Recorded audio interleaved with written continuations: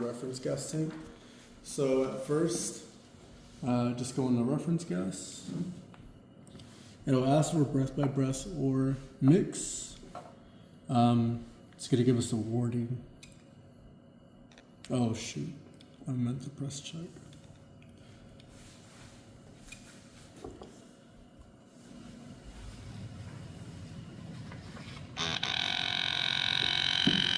So from here, it'll beep at you once it wants you to connect it. So it'll beep, connect the line, and open the gas tank, and that's really it.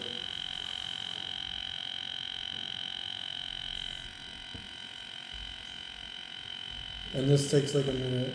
The reference gas takes like a minute. So you said start with it off. Yeah, the very beginning is just the room air calibration.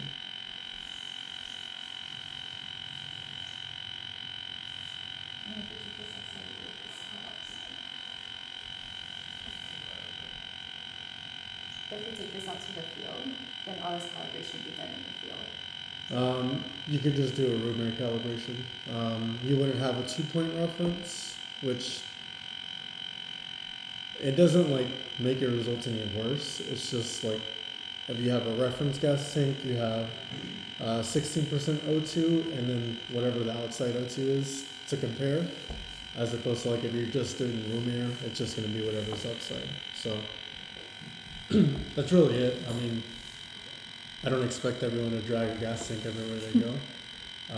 You would just have to do the room air calibration. So the gas tank is just for calibration. Yep, that's it.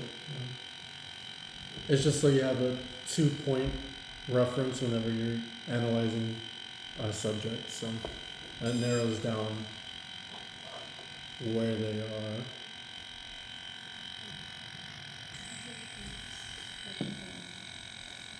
So probably calibration failed, reference gas from take not detected. That's not the message I was expecting. Let me try it again.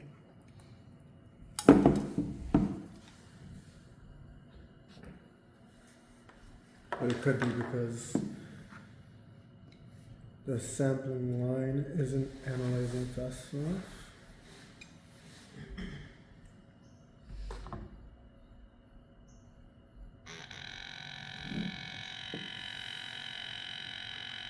So yeah, when you go into the calibration tile, it's from left to right, flow meter, scrubber, reference gas, and at the bottom row it's room air, delay, and then the calibration factors that we went into.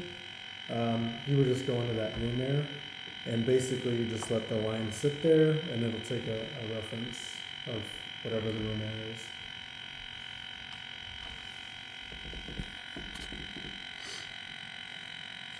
What happens if it doesn't pass? You would want to try a different sampling line. From there, if you know your sampling lines are good, like let's say you just got brand new lines, then it's likely the O2 sensor.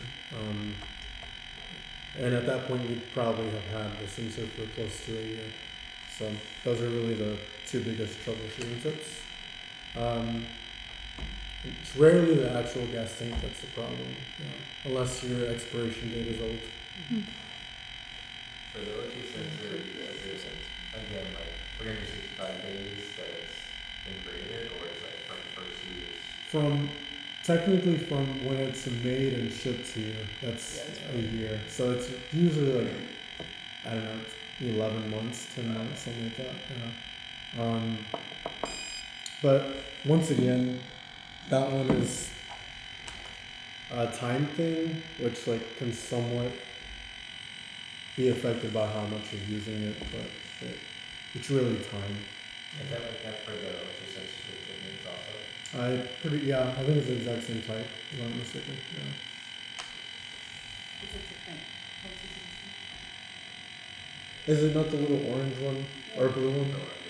Yeah, I think it's the same sensor. Oh, okay. Yeah. I talked to Cosmet about those because we had a box that was lost for like months, and they said technically it could be good up to 18 months, but they say expiration date is Is a 12. year.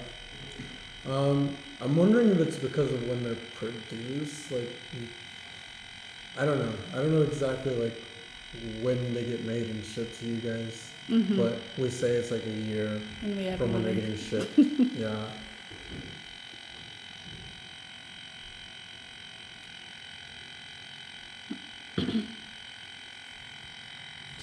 So just and then press the check mark,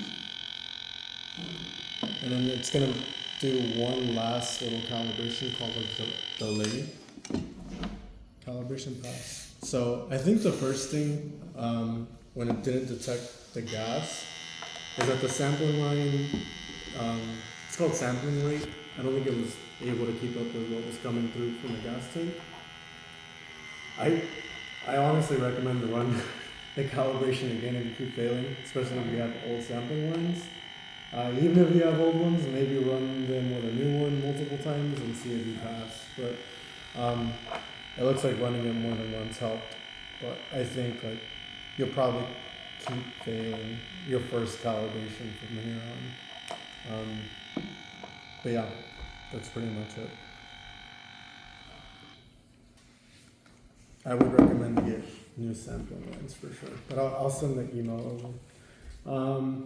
Apart from that, that's it for calibrations. Any questions? So when you calibrate on the tiles left to right. It's really just that top row if you Oh, have just the the top gas row. tank. Yep. If you don't have a gas tank, that's where you would go into room air, which is this guy right here. And once you go in here, it basically just starts and you let the sample line hang there. And that's really it. So if we're outside, we could do that. Yeah, well, so like let's say you're testing outdoors here, like you can do the calibration in here and just take it out and run the test. But like if you don't have a gas tank at all nearby, then that's when you would do the room air. Yeah. It should be sufficient. What was that? It should be sufficient. Yeah, it should be fine. So, since I don't know much about gas tanks, Mm-hmm. is there anything we need to be aware of? Like, don't do this with the gas tank, or like, don't open this valve, or don't touch this? Honestly, no. As long as this little black tab is completely closed, there's nothing else really to it. And it Yeah. should be upright, like you can't lay a gas tank on its side, right? Yeah, you should just leave it standing. Probably not recommended to have it laying down. But other than that, there's not a ton else to it. It's not Have like you guys- if we open it at a certain stage, it'll blow up or something. No, not at all. I've honestly never ran into like any problem with a gas tank, to be honest. I know they kind of look scary, but they're definitely pretty easy to use.